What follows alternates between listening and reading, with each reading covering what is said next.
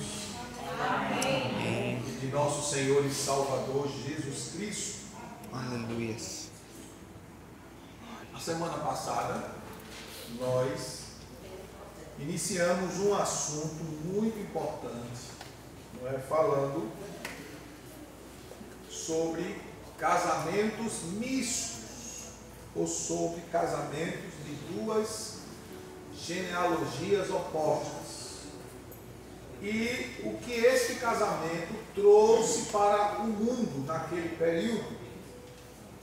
E o que aconteceu em consequência desses relacionamentos fora do padrão estabelecido por Deus.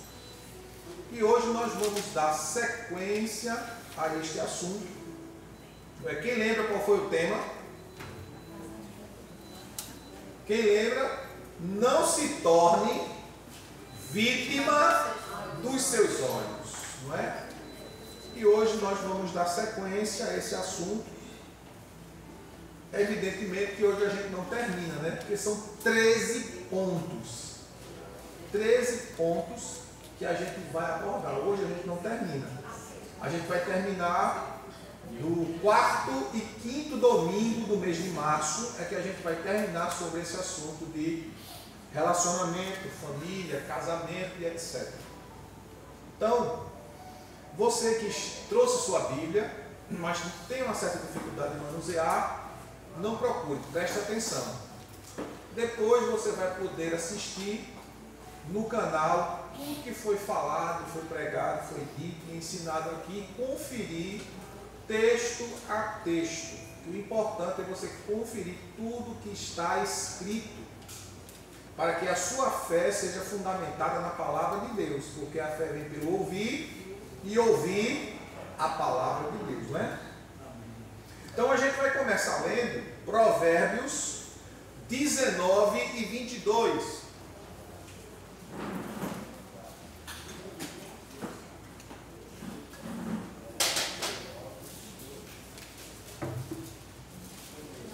Élevez-vous, s'il vous plaît.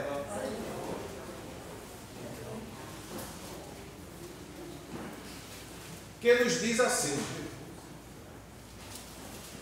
quem encontra uma esposa descobre algo excelente e recebeu uma bênção especial do Senhor. Merci beaucoup, asseyez-vous. Não, 18 e 22. 18 e 20, eu repeti 3 vezes. 18 e 22. Mas a gente pode repetir o versículo, né?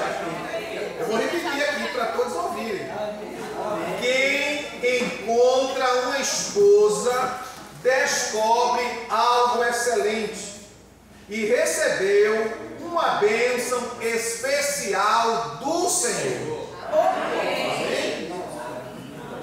Então, bem, irmãos, como nós estamos falando sobre relacionamentos, casamentos, não é? Comportamentos dentro da questão da vida conjugal, independente que hoje seja culto de Santa Ceia, não é? Porque o culto de Santa Ceia é um memorial ao Senhor. Fazer isto em memória de mim. Isso não impede que a palavra de Deus seja ensinada. É tão importante quanto a Santa Ceia. Porque a gente está falando de uma coisa que é essencialmente divina. O casamento não é terreno, ele é divino. E viu Deus que o homem estava só. Então, o casamento, a ideia do casamento partiu de Deus, não foi de Adão. Adão não falou, Adão não pediu, mas foi Deus que trouxe a Adão Eva e lhe apresentou, não é? Então, a mulher é um bem de Deus para a vida do homem. O Senhor disse: não é bom que o homem esteja só, far-lhe-ei uma ajudadora que lhe seja idônea. Foi o próprio Deus que disse em Gênesis 2:18. A mulher veio para somar junto ao homem, e quando ambos compreendem isso, eles cumprem o seu papel dentro do casamento de forma excelente. E como nós lemos em Provérbios 18:22, vocês homens, nós homens, podemos ver o que é que Deus está dizendo para a gente. Quem encontra uma esposa descobre algo excelente e recebeu uma bênção especial do Senhor. É o que está escrito aqui na minha Bíblia. Então, a sua mulher não é qualquer mulher. É uma bênção especial de Deus na sua vida. Louvado seja Deus. E por ela ser uma bênção especial de Deus em sua vida, você deve valorizá-la, honrá-la, respeitá-la, protegê-la, cuidar dela, amá-la. De fato, de verdade. Em Provérbios ainda, 19 e verso 14. Provérbios 19 e 14. 19 e 14 de Provérbios. O homem pode herdar dos seus pais casa e dinheiro, mas somente o Senhor pode lhe conceder uma esposa sábia.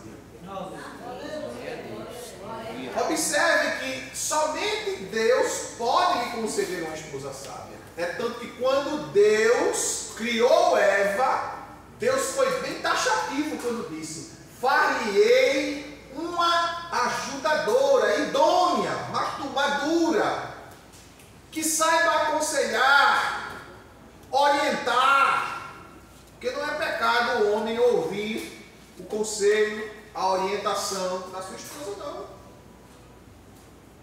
Porque tem alguns homens que dizem assim: tu quer mandar em mim? Tu quer entrar na minha mente? Não. É melhor você ouvir a sua esposa do que as de fora. Porque a esposa que convive com você sabe como está as coisas dentro da casa. Sabe quem é você.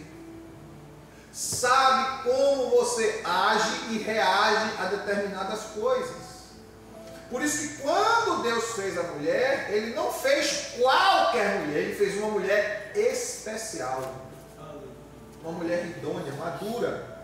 E daí nós podemos perceber que relacionamento só pode ser construído por duas pessoas maduras, que entendam realmente o que é um relacionamento baseado na palavra de Deus.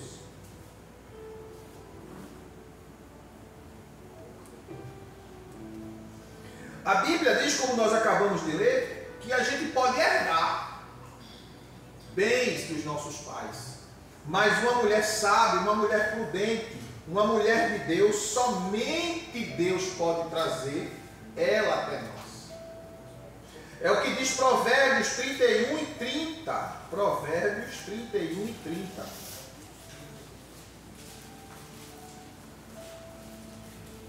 Provérbios 31 e 30 diz assim: a beleza é uma ilusão, e a formosura, ela é passageira.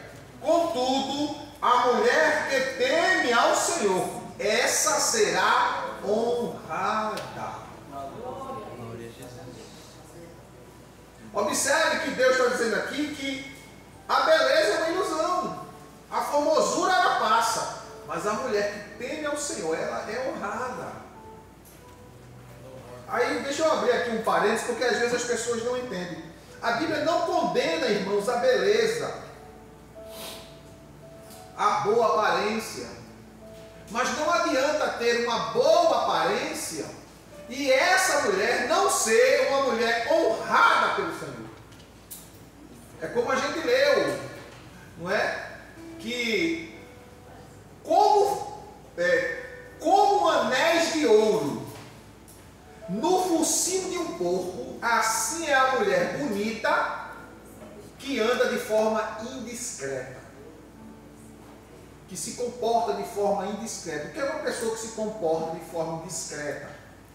É uma pessoa que expõe seu corpo, é uma pessoa que usa roupas indecorosas, que quando ela usa uma roupa indecorosa, ela não está usando para ela está usando para os outros. E a Bíblia chama isso de lascívia.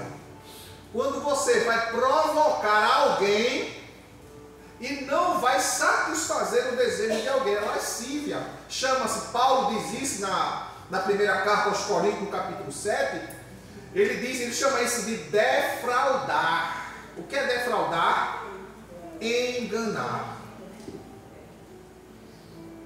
E dentro desse contexto, irmãos, nós podemos entender o que de fato é uma mulher de Deus e o que não é uma mulher de Deus. A mulher de Deus, ela não é caracterizada pelo seu estereotipo, mas a mulher de Deus, ela é caracterizada pelo seu comportamento, pela sua atitude, pela sua forma de viver, de se conduzir. Ao homem cabe o papel de trabalhar, proteger, exercer o sacerdócio do lar. No capítulo 5, verso 7 do livro de Jó, diz que Deus fez o homem para trabalhar. É o que a Bíblia diz. Ô pastor, e a mulher também não trabalha? Trabalha. Mas Deus não fez ela para trabalhar como homem. Deus fez ela para trabalhar em casa. Hoje as coisas estão opostas. E isso traz uma sobrecarga sobre a mulher, porque a estrutura dela não é a mesma estrutura do homem. É o que diz na primeira carta de Pedro, no capítulo 3, verso 7, o apóstolo Pedro diz que nós homens devemos dar honra às mulheres, a primazia a elas, porque elas são os vasos mais frágeis. Aí ele diz, para que as vossas orações não sejam impedidas. Por isso que eu disse a você que o casamento ele é divino, ele não é humano. A manifestação do casamento, ela é concluída no ato físico, no ato sexual. É o clímax em que o prazer se une à perfeição. Qual é a perfeição? É a criação de Deus. É o fazer de Deus, é o realizar de Deus. E isso se consuma no corpo físico. É aquilo que está no espírito, que passa para a alma e se consome no corpo. Consuma no corpo. Então, diante disso, irmãos, Deus fez o homem com uma estrutura diferente da mulher. Por mais que a mulher tenha capacidade cognitiva, se desenvolva, cresça, progrida, a estrutura dela não foi feita para estar fora do ambiente do lar, da casa. Isso traz um desgaste emocional e físico para a mulher muito maior do que o do homem, por causa de sua estrutura. Isso é bíblico. Então Deus fez o homem para trabalhar, para que o seu trabalho trouxesse para a sua esposa segurança, conforto, conquistas, não é? Quando Deus fez Adão, no capítulo 2, versos 7 a 9 de Gênesis, a Bíblia diz que Deus fez o homem e o plantou no jardim do Éden, para que ele cuidasse do jardim. Deus fez o homem e não deu a ele de forma imediata a esposa. Deus deu a ele trabalho. Trabalho. Às vezes a pessoa quer desenvolver um relacionamento e ele não tem um prego para bater na barra de sabão. Não é assim. Tudo tem que ter um objetivo. Você não namora por namorar. Crente só namora para casar. Para isso existe o tempo do namoro, para você saber quem é quem de fato. Para depois vocês não dizer, se eu soubesse que tu era assim, eu não tinha casado, mas não soube por quê? Porque não teve namoro. Não teve conversa, não teve diálogo, não teve abertura, não colocou os pingos nos is. Aí depois vem as queixas.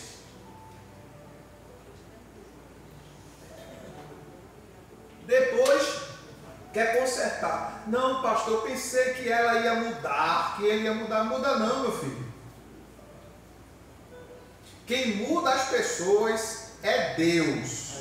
E se a pessoa quiser, ainda tem isso.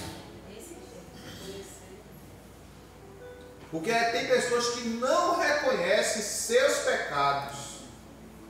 Porque quem fala mais alto é o orgulho, o ego. Então Deus não vai mudar ele nunca. Por quê? Porque ele não quer. Deus deu ao ser humano o direito de escolher. Capítulo 30, versos 19 e 20 do livro de Deuteronômio. Eis que ponho diante de vós o caminho da vida e o caminho da morte. Escolhe, pois, o da vida. Deus mostra, ainda diz, escolha. Deus não diz assim, você é obrigado a ir por aquilo. Não. É você que vai escolher. E diante disso, Deus, como eu estava dizendo a você, Deus criou o homem para trabalhar. E quando fez, a primeira coisa que deu a ele foi trabalho, vai trabalhar. E quando o homem tem a atitude, o comportamento, a conduta de realmente o ser, de fato, aquilo para o qual Deus o fez, tudo dá certo. Tudo dá certo. Então Deus fez o homem para trabalhar, proteger, como diz o Salmo 127, verso 3 a 5. Quando diz que os filhos do casamento são herança do Senhor. Não é? Quem bem souber encherá a sua aljava deles, porque eles são como flechas. Porque ele diz filhos. Ele não está aqui excluindo as filhas. Não. Porque quanto mais filhos homens as famílias da época tivessem, mais produção, mão de obra e proteção eles tinham. Porque o homem era o escudo da casa. Lembram de Diná, filha de Jacó, filha única, 12 filhos e uma filha. E a Bíblia diz que Diná foi desflorada por Siquém. E quando os irmãos dela souberam disso, mataram todos os homens de Siquém. E eles disseram: não é assim que se faz em Israel. Não é assim que se faz na casa de Jacó. Ou seja, eles tinham que ter todo o rito, passar por todo o rito. Ele tinha que falar com o pai, no caso, se quem falar com o seu pai vir falar com Jacó, marcar reunião com Jacó, falar com Jacó e dizer: eu quero a tua filha para o meu filho. E se houvesse o consentimento, ambos se casariam. Mas o que foi que ele fez? Tomou a Diná e foi logo para os entretrantos. O que aconteceu depois? Uma tragédia. Os irmãos de Diná mataram todos os homens daquela localidade. Porque houve o que ali? Desonra. Então os homens eram, no caso os filhos que os homens tinham, quanto mais filhos eles desejavam, eles queriam, porque eles queriam guardar sua casa. proteger a sua esposa, suas filhas e seus bens. E isso mostra a função de proteger, de guardar, de valorizar a vida da esposa e dos filhos. O homem também foi criado, Deus deu a ele o papel de exercer o sacerdócio do lar, de ser aquele que incentiva a esposa a ler a palavra, daquele que incentiva a esposa a orar, daquele que incentiva a esposa a fazer o culto doméstico, junto com os seus filhos. Isso está em Deuteronômio 6, versos 5 a 7, Deuteronômio 11, versos 18 a 20. Tudo está escrito. Ainda tem 1 Coríntios 11, 35, quando o apóstolo Paulo diz que as mulheres aprendam em casa com seus maridos. E quando o marido não sabe de nada? Porque não lê a palavra. Só eu chego tão cansado, pastor. Eu estou tão cansado, eu chego tão desgastado, é verdade. Vai no domingo de manhã, aproveita para fazer um culto na tua casa no domingo de manhã, leia a palavra junto com ela. Como diz o Salmo 128, olha, culto em volta da mesa. Hoje é difícil você conseguir reunir toda a família na mesa, porque um quer comendo com o celular na mão, o outro é no prato na frente da televisão. Ou não é assim? É ou não é? É o fato. A dificuldade de se colocar toda a família junto na hora, numa das horas mais importantes, que é a hora da refeição, que é uma hora sagrada. As pessoas acham que comer é uma coisa banal. Não, irmão. É bênção de Deus. Porque é Ele que dá, é Ele que traz o alimento. O alimento é sagrado. Ao homem cabe o papel de trabalhar, proteger, exercer o sacerdócio do lar, santificando sua esposa para si mesmo. É o marido que traz isso à sua esposa. A palavra de Deus, vamos ver o que a palavra de Deus diz? Efésios, capítulo 5 de Efésios, versículo 22 em diante.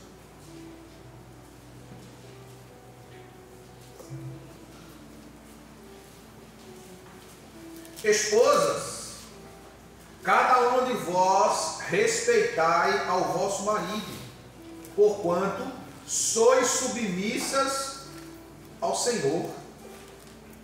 Porque o marido é o cabeça da esposa, assim como Cristo é o cabeça da igreja, que é o seu corpo, do qual Ele é o Salvador. Olha, veja, Paulo está dizendo que Cristo é o cabeça da igreja, que é o seu corpo, do qual Ele é o Salvador do corpo. Lembre-se que ele está fazendo uma analogia entre Cristo e o marido, a esposa e a igreja. Assim, verso 24, assim como a igreja está sujeita a Cristo, de igual modo as esposas estejam em tudo sujeitas a seus próprios maridos. Maridos, cada um de vós amai a vossa esposa, assim como Cristo amou a sua igreja e se sacrificou por ela. Aí chama-se ágape, amor sacrificial, amor do sacrifício,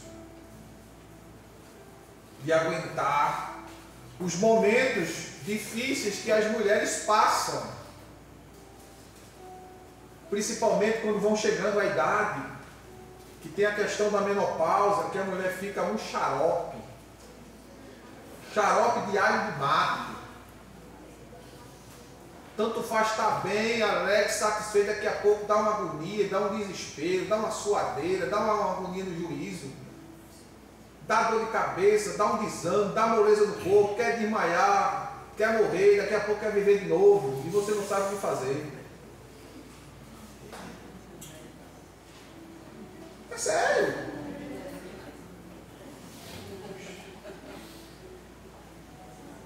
Uma vez, eu já contei isso aqui, mas eu vou repetir para os que não estavam. Um rapaz casado, e com pouco tempo sua esposa ficou grávida, não é? Ficou gestante. E quando ela ficou gestante, ela começou a ter entojo. Entojo, não é enjoo. É diferente. Enjoo é uma coisa, entojo é outra. E toda vez que ele chegava dentro de casa, ela começava a passar mal, vomitava, dava agonia. E começava a expulsar ele de casa. Vá-se embora que eu não estou aguentando nem olhar para você. E um dia ele disse, sim, eu acho que minha esposa está me traindo. Eu disse, por quê? Eu chego em casa, ela me bota para fora, diz que não quer me ver, que está passando mal só em olhar para mim e tal. E ele falou, porque ele contou estudando. Eu disse, não, meu filho, aí não tem nada de errado não. Isso é um processo da gravidez. Cada gravidez tem atitudes e comportamentos diferentes, porque isso vai da gravidez. Tem mulher que não tem nada, mas tem uma que tem, então fosse um sorteado. Ela está com entojo. E aí existe isso existe.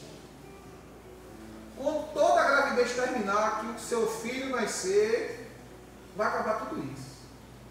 E passaram-se os meses e ele foi aguentando. Quando o filho nasceu, a mulher voltou ao normal. Ele disse, se pique tu dissesse, eu disse a você. Mas eu não sabia disso. Eu disse, pois é, isso é o sofrimento daqueles que casam sem saber o que é a vida de casar.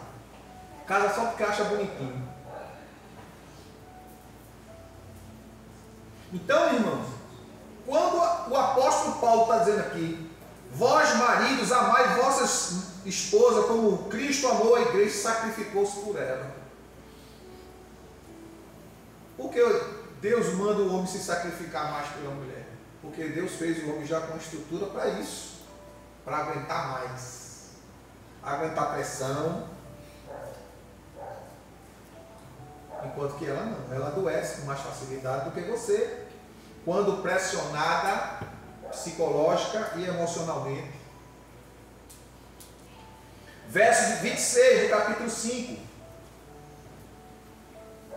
A fim de santificá-la. Olha, vê só, o marido deve amar a esposa como Cristo amou a igreja e sacrificou-se por ela. A fim de santificá-la, tendo-a purificado com o lavar da água por meio da palavra, e para apresentá-la a si mesmo. Então, quando você se sacrifica pela sua esposa, você está se sacrificando por você mesmo, porque ela vai se apresentar a você mesmo. Continuando para você ler, porque eu já estou adiantando o que está lá no fim do texto. Para apresentá-la a si mesmo, como igreja gloriosa, sem mancha, nem ruga ou qualquer outra imperfeição, mas santa e inculpável. Sendo assim, o marido deve amar a sua esposa como ama o seu próprio corpo. Quem ama a sua esposa, ama a si mesmo.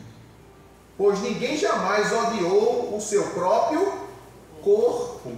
Antes, o alimenta e dele cuida, como Cristo zela pela igreja. Olha a comparação. Ele cuida, ele zela, porque ela é dele e ele é dela. Por isso, deixará o homem seu pai e sua mãe, e apegar-se-á à sua esposa. Casou, meu filho? Você não vai esquecer que tem pai e mãe não, mas a sua prioridade é sua esposa. Vice-versa. Aí eu casei, mas eu vou ver mamãe todo dia. Corta o cordão umbilical, meu filho. Corta o cordão umbilical, minha filha. Você vai se dedicar a ele. Você vai se dedicar a ela. Unicamente. Não vai abandonar. Eu não estou dizendo que você vai desprezar seu pai e sua mãe, não. Não estou dizendo isso, não. Estou dizendo que a sua prioridade agora é Ele. Ele é o seu amor, Ele é o seu propósito, Ele é o seu alvo, é seu marido e vice-versa. Eu casei, estou com uma saudade, maninha. Fala ligação de vídeo. Oi, mãe, como é que tá? Tá tudo bem? Tô. E tu, minha filha? Eu tô aqui, mãe, morrendo de saudade. Se for uma mãe sábia, minha filha, fica aí na tua casa, vai cuidar da tua casa, que agora tu tem responsabilidade. Mas se for aquelas mães prudentes, vem aqui para casa, fica aqui com a gente, diz a fulano que tu vai passar uns dias aqui. Vai estragar o casamento da sua filha. Deixa ele lá. Deixa ele lá. Ô, maninha, ela não cozinha como tu. Um exemplo, né? Eu estou acostumado com a comida de manhinha. Eu quero a comida de manhinha. Por quê? Porque a comida dela aqui, irmã, o macarrão está todo grudado. Como o macarrão grudado assim mesmo, até ela aprender.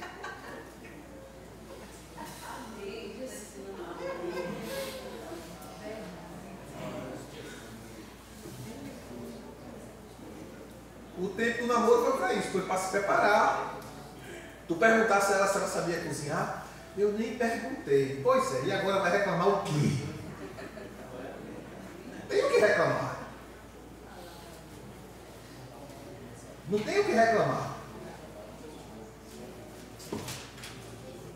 Olha, escuta aí, isso não vai ser muito agradável o que tu vai ouvir agora não. Casamento não é sobre amor. Você sabia disso? Por que tu vai casar com ele? Porque eu estou apaixonada. Por que tu vai casar com ela? Oh, meu Deus, ela é tão linda, eu estou apaixonada. Vai quebrar a cara. Porque casamento não é sobre amor, é sobre aliança. É verdade. Aliança, irmão, é compromisso. O amor sozinho não sustenta um casamento. Olha, o diabo não destrói casamento com falta de amor, mas com falta de compromisso. Quem ama hoje, desiste amanhã. Nunca entendeu o que é aliança. Principalmente aquele tipo de homem que casa com uma mulher pelo tamanho da bunda.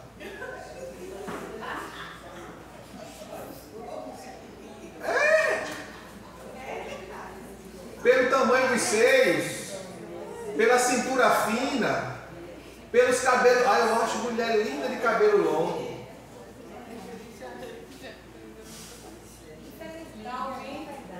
Tem gente que é assim.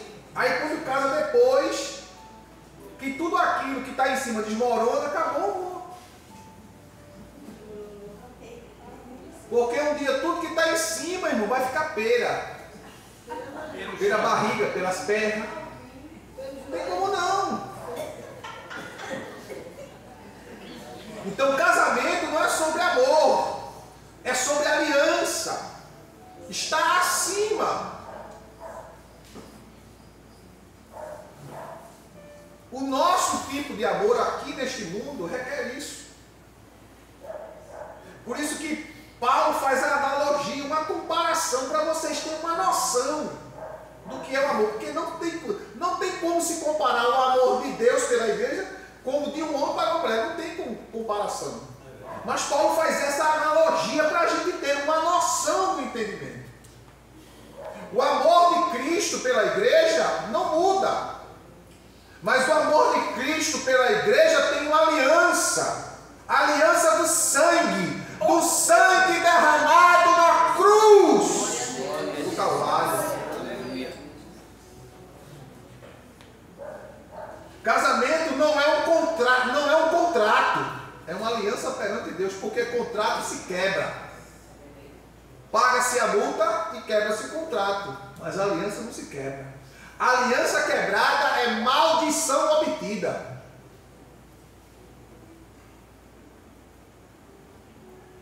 O mundo ensina que casamento é um contrato que pode ser quebrado quando as vontades mudam. quero me separar de fulana. Por quê? Porque eu não gosto mais. Você nunca gostou.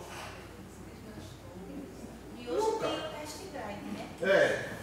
E agora que tem até igreja, como eu já vi, não foi ninguém que me disse não. Eu vi o pastor na televisão em uma entrevista, quando perguntaram ao pastor se na igreja dele os jovens mantinham relação antes do casamento. Ele disse que sim, porque tinha que provar para saber se realmente ia dar certo. Não vou dizer o nome da denominação para você não se escandalizar. O absurdo que está. Jesus está voltando, irmão. Estão tentando, estão trazendo o mundo para dentro da igreja e achando que isso é o bom, e não é. A igreja, ela deve ser guiada, nutrida, alimentada com a palavra de Deus. Oh, glória! Não é com artifícios mundanos. O mundo ensina que o casamento é um contrato que pode ser quebrado quando as vontades mudam. Não quero mais. Pronto. Mas Deus vê o casamento como uma aliança sagrada. O diabo não precisa destruir o casamento fisicamente. Ele só precisa banalizar ele.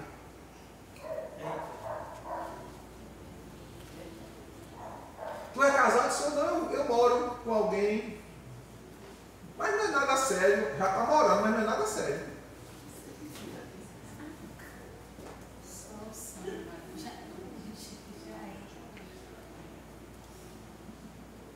Bora ver o que a Bíblia diz, irmão, sobre esse tipo de comportamento. Malaquias. De Nef em diante. Vamos começar do versículo 10. Malaquias 2:10.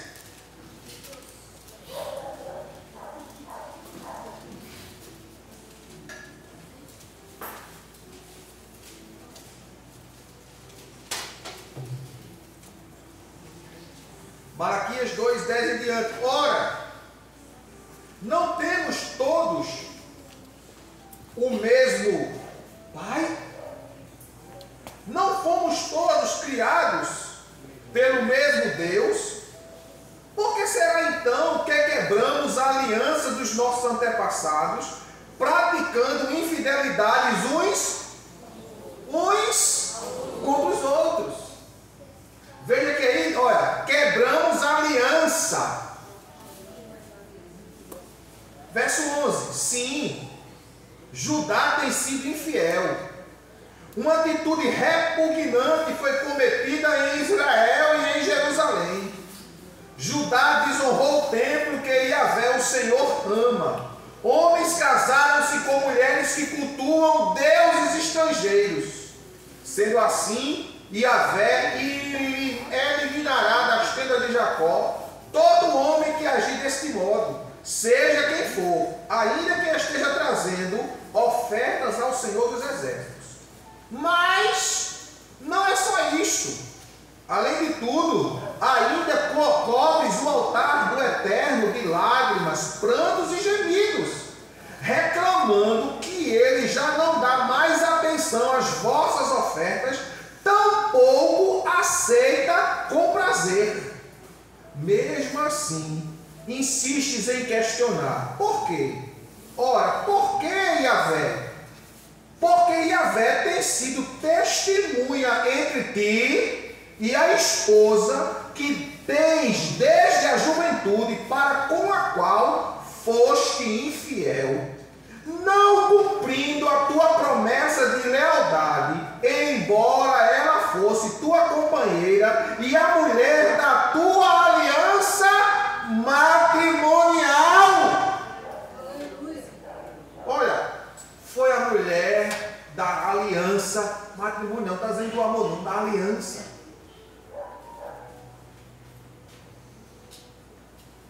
Aliança. Por isso, irmãos, casamento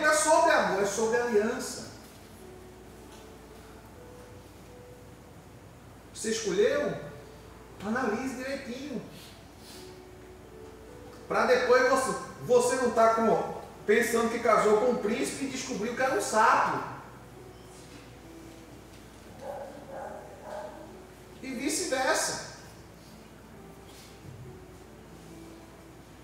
Maridos, cada um de vós amai a vossa esposa, assim como Cristo amou a igreja, sacrificou-se por ela, a fim de santificá-la, tendo-a purificado com o lavar da água por meio da palavra, e para apresentá-la a si mesmo como igreja gloriosa, sem mancha, nem ruga ou qualquer outra imperfeição, mas santa e inculpável. Sendo assim, o marido deve amar a sua esposa como ama o seu próprio corpo. Quem ama a sua esposa ama a si mesmo. O casamento morre quando Cristo deixa de ser o centro. O casamento morre, é destruído, é esfacelado, quando Cristo deixa de ser o centro do casamento. Se ele não é o centro do casamento, ele não foi o centro do namoro. Porque se for o centro do namoro, vai continuar sendo o casamento. O diabo não precisa acabar com o seu casamento, ele só precisa tirar Cristo do meio dele. Se Deus não for a base, o lado desmorona. Vai-se embora.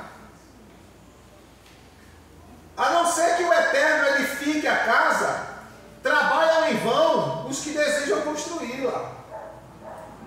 O apóstolo Paulo, ele tem uma expressão muito forte sobre isso. Vamos ver? No capítulo 2, e o versículo, se não me falha aqui, meus dois neurônios, 9 e 10, não.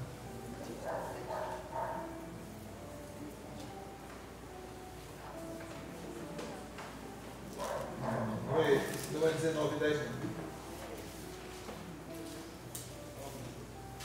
É Coríntios 2, 10 e 11. 1 Coríntios 2, 10 e 11.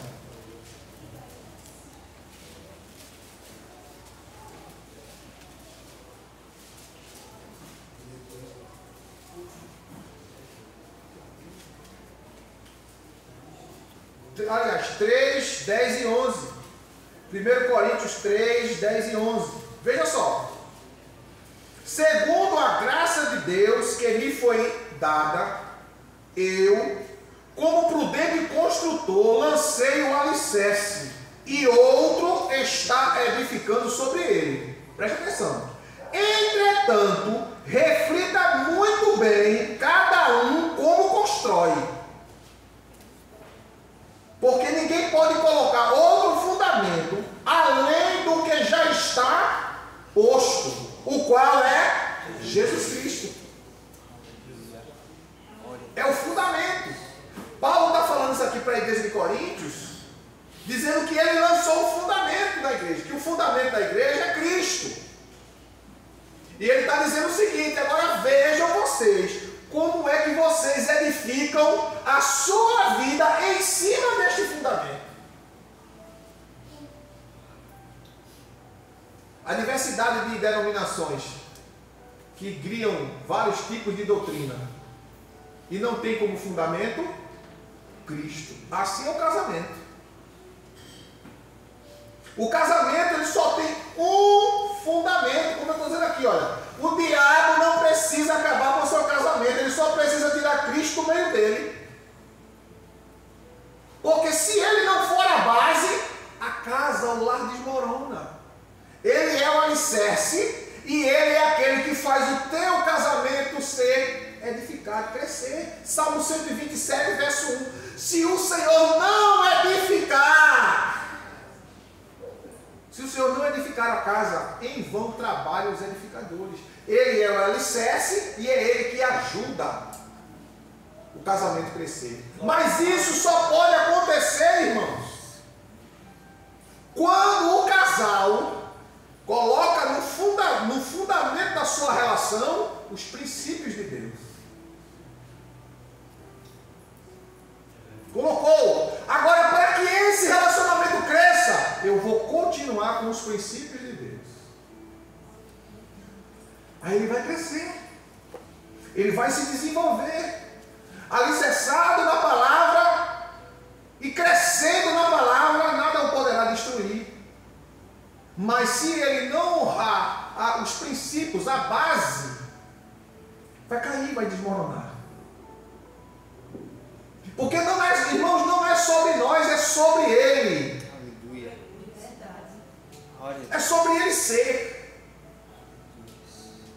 Por isso que Jesus disse: eis que estou à porta e bato. Ele não entra a pulso. Estou à porta e bato. Se alguém ouvir, olha, se alguém quiser seguir os meus princípios, deixa eu entrar e estabelecer eles. Mas a gente quer fazer um casamento, um relacionamento de acordo com as nossas ideias, de acordo com aquilo que a gente vê nos filmes, que conhece de manhã e está amigado de noite. E depois diz assim: rapaz, eu tive tantos casamentos, nenhum deu certo. Mas da forma que você faz, meu filho, nunca vai dar.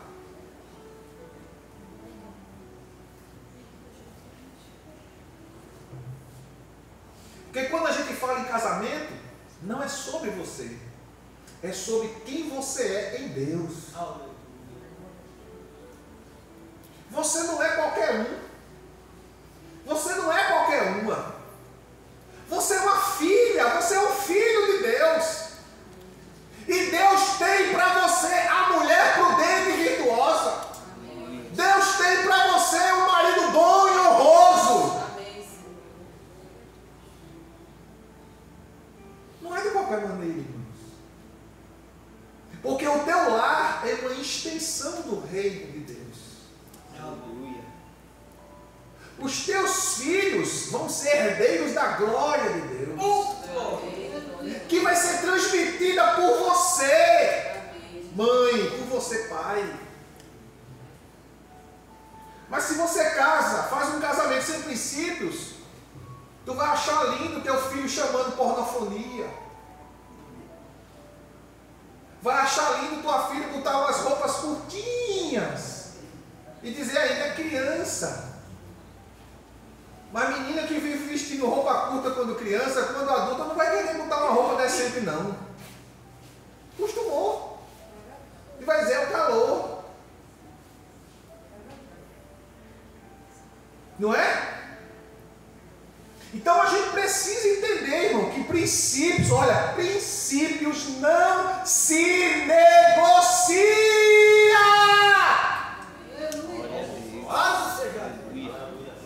Não se negocia. Princípios se preserva, se honra, se respeita. Porque princípios partem da aliança.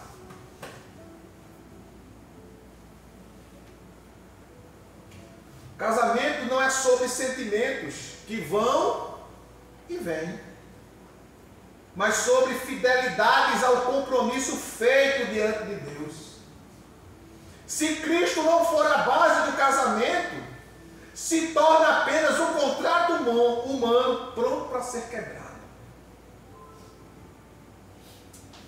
Que você pense, que você reflita. Porque tudo isso que eu estou dizendo a você aqui está escrito na palavra de Deus. E se você disser assim: pastor, eu queria que o senhor mandasse para mim, tudo eu mando. Tiro a foto aqui de tudo que está escrito aqui e mando para você ver. Quem entende, irmão, valoriza a sua vida. Quem te deu valor foi Jesus que te deu valor. Foi Ele que te deu o real valor. Foi Ele que derramou o seu sangue para te remir, para me remir, para nos remir dos nossos pecados e nos tornar a igreja pura, santa, imaculada, sem mancha, sem ruga, inculpável. Por isso que todos os meses a gente se reúne para celebrar Santa Ceia. Porque não é sobre nós, é sobre Ele, em memória de mim. Porque dele, por Ele, para Ele, são todas as coisas. Se não fosse Ele, você não estaria aqui. Se não fosse Ele, você não tinha recebido esse direito que você não merece, que eu não mereço, que nós não merecemos. Como eu sempre tenho dito, o único Filho de Deus é Jesus. A gente é tudo adotado, é tudo agregado. Só tem um Filho de Deus. Yeshua. Jesus Cristo. Aleluia. Todos nós, hoje, nos tornamos filhos de Deus por causa do verdadeiro Filho de Deus. Simplesmente porque eu criei. Mas a todos quanto o receberam, deu-lhes o direito. Eu não tinha, tu não tinha, nós não tínhamos, mas Ele deu o direito de se tornar Filho de Deus. E o diabo quer tirar isso de você. Não deixe. Ser crente, irmãos, para alguns é muito fácil. Não posso dizer todos, mas para alguns. E eu vou dizer mais, a maioria. Onde nós estamos vendo agora, em pleno carnaval, pastor abençoando a abertura de carnaval. Está aí para todo mundo ver. Cantores gospel, conhecidíssimos, fazendo abertura de carnaval. Achando normal isso. Eu acho que eu sou o único doido. Só sério, eu sou o único doido. Porque para ver um absurdo desse, e o povo do mundo lá, Satanás não está preocupado com isso, porque isso aí já está na mão dele.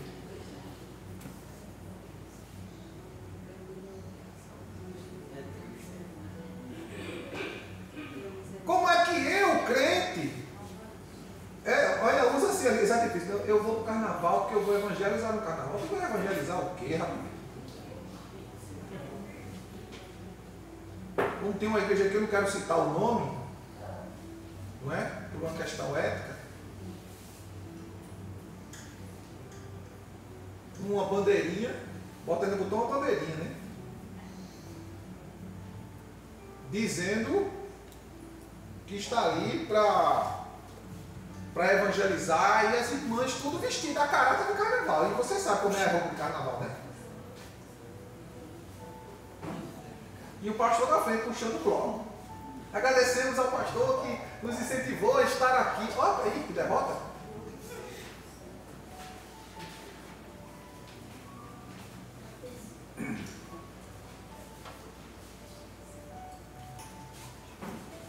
Eu disse, Jesus, será que eu sou o único doido, é? Porque o caso está sério, irmãos. Quando o Filho do Homem voltar, porventura achará fé na terra?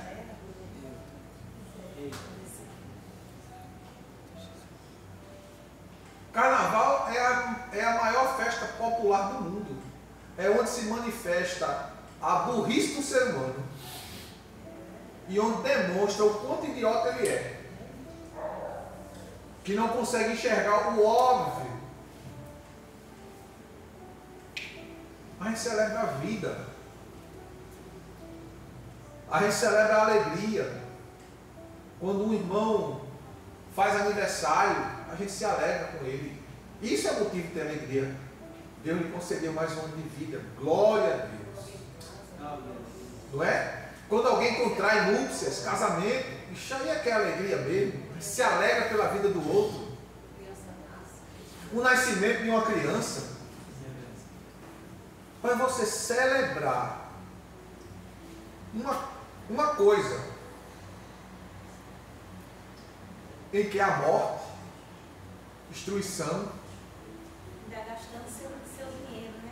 Exatamente, gasta seu dinheiro. E o pior de tudo é, eu vou gastar meu dinheiro, eu não vou dar dinheiro a pastor, não.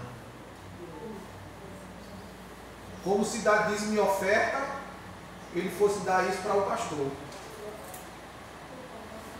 O dízimo e a oferta você dá ao Senhor. O avarento, o miserável, ou miserável, no nordestês é miserável. Né? Mas a Bíblia fala o miserável, o idólatra, o avarento.